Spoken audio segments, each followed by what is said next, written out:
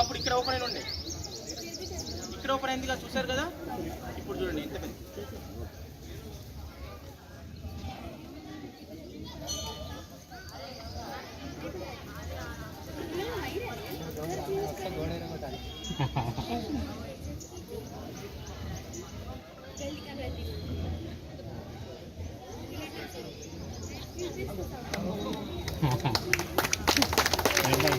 ज्यादा हो गया।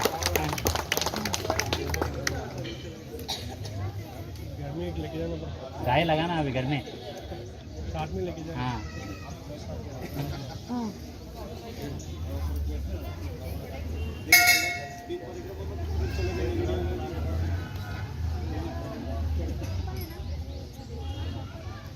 ఫస్ట్ ఇంతవరకు ఉండే ఫస్ట్.